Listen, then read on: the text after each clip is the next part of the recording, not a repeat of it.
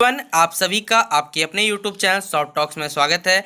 आज की इस वीडियो में मैं आप सभी बच्चों को जैक बोर्ड में जो भी बच्चे क्लास 11th इकोनॉमिक्स देखिए, अगर आपका पेपर है, ठीक है, आपका एक्स्ट्रा पेपर जो रहता है ऑप्शनल में, तो मैं आपको टर्म 2 का देखिए इकोनॉमिक्स से इंपॉर्टेंट क्वेश्चन कराऊंगा। जैक बोर्ड ने जैसा कहा है कि आप सभी बच्चों को मॉडल पेपर जारी कर दिया जाएगा, लेकिन आप सबने भी टर्म 1 का एग्जामिनेशन दिया होगा, आपको मालूम चल गया होगा कि मॉडल सेट से पूरा सवाल एग्जैक्ट नहीं आता है, सिलेबस से कुछ सवाल एक्स्ट्रा दिए जाते हैं। वही सवाल देखिए मैं आपको पूरा इस वीडियो के माध्यम से कराऊंगा जो सेकंड टाइम के सिलेबस के आधार पर, और कुछ सवाल देखिए ऑब्जेक्टिव के मैं आपको बता देता हूँ। एक दो अगर आपने क्लास 12 के बच्चों का अगर देखा हो एग्जाम में, तो वहां पर भी देखिए क्या हुआ था कि टर्म 1 का एक या दो ऑब्जेक्टिव गलती से दे दिया गया था, ठीक है। इसलिए क्या कर लीजिए आप लोग सभी बच्चे, थोड़ा सा एक दो ऑब्जेक्टिव जो जो देखिए मोस्टली पूछा जाता है कि अर्थशास्त्र के जनक किसे कहा जाता है, ये वाला सवाल बस थोड़ा सा कर लीजिएगा, ठीक है। बाकी आपको मैं जितना लॉन्ग क्वेश्चन करवा रहा हूँ वो पूरे टर्म 2 के सिलेबस के आधार पर बनाया हुआ है। अगर आपको ये वीडियो पसंद आए तो वीडियो को लाइक कर सकते हैं, चैनल पर न्यू आए तो सब्सक्राइब कर लीजिएगा और बेल आइकन क्लिक कर लीजिएगा। और देखिए मैंने बहुत सारा वीडियो बनाया हुआ है क्लास 11th बच्चों के लिए, आपका हिस्ट्री हो गया, ज्योग्राफी हो गया, पॉलिटिकल साइंस, देख लीजिएगा चैनल पे सारा वीडियो अवेलेबल है, आप लोग देख लीजिएगा, ठीक है। तो चलिए वक्त बिना बर्बाद के हम लोग वीडियो को शुरू करते हैं। देखिए पहला एक सवाल है कि अर्थशास्त्र देखिए क्या अध्ययन करता है। सीधा बात है, आप लोग अर्थशास्त्र में हम लोग देखिए क्या पढ़ते हैं, तो सीधा बात है जो हमारी आर्थिक क्रियाएं हैं, जो हमारे बेसिक, उन्हीं चीज़ का बेसिक हम लोग अध्ययन करते हैं, हमारे इकोनॉमिक्स में अध्ययन करते हैं। तो ऑप्शन नंबर ए का आंसर क्या हो जाए, आर्थिक क्रियाओं का। फिर याद रखिए भारत में पहली बार जनगणना, ये देखिए इकोनॉमिक्स में मोस्टली देखिए ये सब सवाल अगर बोलिएगा कि सर हम लोग टर्म 1 में पढ़े, आप क्लास 12 का सिलेबस चेक करिए, ये सब सवाल आता है। आपको नहीं पता, क्लास 12 का सिलेबस चेक करिएगा, एक बार पढ़िए, दो बार पढ़िए, बात तो ऑब्जेक्टिव का अच्छा है ना कि आपको क्लास 12 में काम देगा, ठीक है। इसलिए याद रखिएगा 1881 में शुरू हुआ है। अब है अगला सवाल हमारे, भारत में आर्थिक सुधार की प्रक्रिया कब शुरू हुई थी, तो याद रखिए 1991 ईस्वी में इसकी शुरुआत हुई थी। फिर अगला सवाल बोला जाएगा केंद्रीय प्रदूषण बोर्ड की स्थापना, तो याद रखिए 1974 ईस्वी। फिर भारत में जो कि व्यावसायिक जो ऊर्जा का स्रोत, व्यावसायिक मतलब सीधा बात कमर्शियल, तो कोयला हो गया, प्राकृतिक गैस हो गया, हमारा नेचुरल गैस, और जल ऊर्जा यानी सीधा बात वाटर इंजन की सहायता से हम लोग क्या करते हैं, ठीक है। अब देखिए यहाँ से हमारा शुरू होता है बच्चों एक तो शॉर्ट सवाल, और शॉर्ट के बाद सीधा देखिए हम लोग लॉन्ग पाएंगे, जिसमें देखिए भारत सरकार के किस संविधान संशोधन द्वारा 6 से आयु जो 14 वर्ष के बच्चे हैं, देखिए उनको सीधा बात है कि उनको दिया गया है फ्री शिक्षा, यानी सीधा निःशुल्क शिक्षा, ये हमारे मौलिक अधिकार में आता है। लेकिन कौन सा संविधान संशोधन, यानी सीधा बात है कौन सा कॉन्स्टिट्यूशनल अमेंडमेंट के द्वारा, तो याद रखिए 86वां जो हमारा संविधान संशोधन है उसी के द्वारा ये चीज़ जोड़ा गया था कि भारत में जो भी 6 से 14 वर्ष के आयु के बच्चे चाहे किसी भी भारत के क्षेत्र में रहते हैं उन्हें निःशुल्क शिक्षा दिया जाएगा, ठीक है, याद रखिएगा।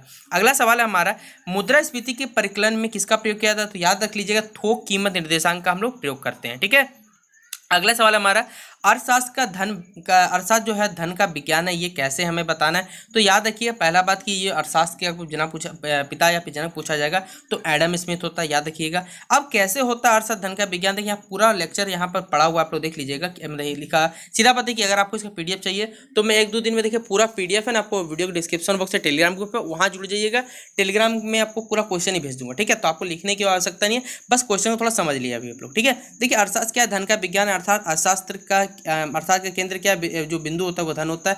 इस प्रकार उन्होंने क्या कहा, अर्थशास्त्र को एक और जहां धन साधन माना वहीं दूसरे साध भी माना। कहने का मतलब है कि अर्थशास्त्र जो है धन अर्थशास्त्र का उद्देश्य भी है, तथा इस धन रूपी उद्देश्य से क्या करते हैं हम, सीधे होते हैं जो भी हमारे संभावना है, मतलब जो भी साधन के उपयोग क्या करते यूज कर सकते हैं। अतः मनुष्य के लिए धन ही सब कुछ है, धन के बल्कि कुछ भी दूसरी वस्तु नहीं है। धन ही मानवीय सुख का एकमात्र साधन तथा व्यक्ति की समृद्धि से राष्ट्रीय धन एवं राष्ट्र समृद्धि में वृद्धि संभव होती है, ठीक है।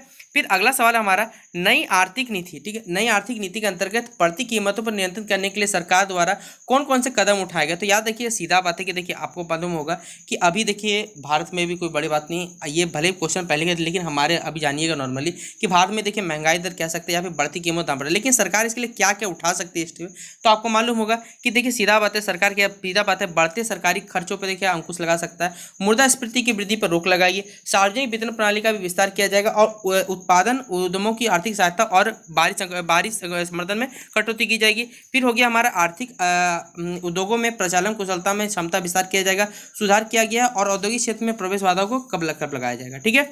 अगला हमारा सवाल है कि जन स्वास्थ्य का अर्थ बताइए, बीमारियों को नियंत्रित करने के लिए सरकार ने हाल के वर्षों में क्या उपाय किए, चर्चा करिए। तो देखिए सीधा बात है जन स्वास्थ्य से आशा है कि शिशु एवं माँ दोनों स्वस्थ, उन्हीं प्रकार के टीके तथा उन लोगों को अच्छे वातावरण का आनंद मिले। बीमारियों को नियंत्रित करने के लिए सरकार ने बहुत से कदम उठाए, अगर आपको परिवार कल्याण विभाग ने सामूहिक टीकाकरण शुरू कर दिया। इस कार्यक्रम के अंतर्गत डिप्थीरिया आ गया, आपका पर्ट्यूसिस, टेटनस हो गया, ये सब के सब टीका आपको सरकार हॉस्पिटल में मुफ्त में मिल जाता है। रोकथाम के लिए डीपीटी का टीका हो गया, पोलियो का रोकथाम के लिए ओरल पोलियो का टीका इत्यादि बच्चों को लगाए जाते हैं। वहीं पर राष्ट्रीय मलेरिया विरोधी कार्यक्रम के तहत मलेरिया हो गया, काला जार हो गया, मस्तिष्क ज्वर हो गया, फाइलेरिया से बचाव किया जाता है। राष्ट्रीय कुष्ठ निवारण कार्यक्रम के द्वारा 5 लाख कुष्ठ रोगियों को भी इलाज किया जाता है। फिर देखिए अगला क्वेश्चन हमारा कि ग्रामीण विकास का देखिए क्या अर्थ होता है, ग्रामीण विकास से जुड़े मुख्य प्रश्न बता दें।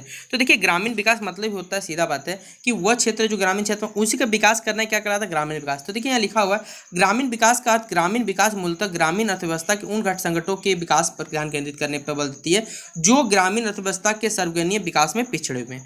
ग्रामीण विकास से जुड़े मुख्य प्रश्न याद रखिएगा जो मोस्टली पूछे जाते हैं कि साक्षरता और कौशल का विकास, स्वास्थ्य हो गया, उत्पादक संसाधनों का विकास हो गया, आधारिक संरचना विकास हो गया, कृषि अनुसंधान का विस्तार और सूचना के प्रसार सुविधाएं और निर्धनता निवारण हो गया। ठीक है, फिर यह बात क्वेश्चन में थोड़ा छूटी है, यहाँ पर हेडिंग छूटी है, मिला लीजिएगा। क्वेश्चन नंबर देखिए 12 है। ठीक है, कि जैविक कृषि क्या होती है, यह धारणीय विकास को किस पर बढ़ावा देते हैं। देखिए सीधा बात है, जैविक कृषि सीधा बात है जो होता है खेती करने की वो पद्धति होती है जब पर्यावरणीय संतुलन को पुनः स्थापित करने तथा उसका संरक्षण और संवर्धन करती है। जैविक कृषि तथा धारणीय विकास रासायनिक आगतों से उत्पादित खाद्य की तुलना में जैविक विधि से उत्पादित भोजन पदार्थ में पोषक तत्व होते हैं, अतः जैविक हमें अधिक स्वास्थ्यकर भोजन उपलब्ध कराती है। इसके अतिरिक्त जैविक कृषि में श्रम आगतों का प्रयोग परंपरागत कृषि की अपेक्षा अधिक होता है, अतः भारत जैसे देशों में यह अधिकांश आकर्षक होगा। इसके अतिरिक्त यह उत्पादन जो होता है विषाक्त रसायनों से मुक्त तथा पर्यावरण की दृष्टि से धारणीय विधि द्वारा उत्पादित होता है। इस प्रकार जैव जो कृषि होती है उसी धारणीय विकास को बढ़ावा देती है।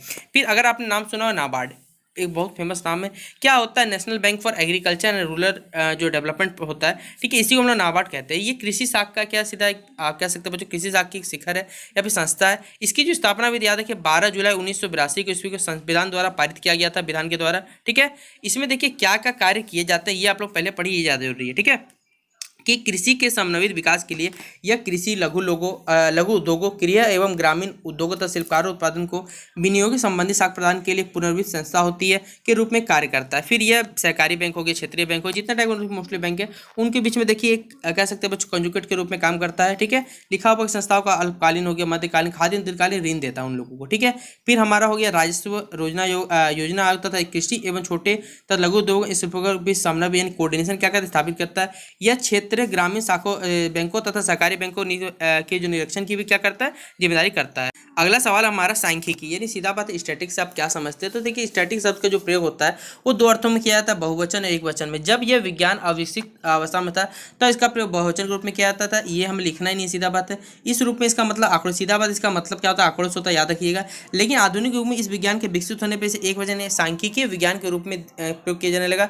बाउलो का कहना यह है कि समग्र किसी अनुसंधान के किसी विभाग के तत्वों को संख्या के रूप में स्पष्टीकरण जिन्होंने एक दूसरे संबंध रूप में प्रस्तुत किया।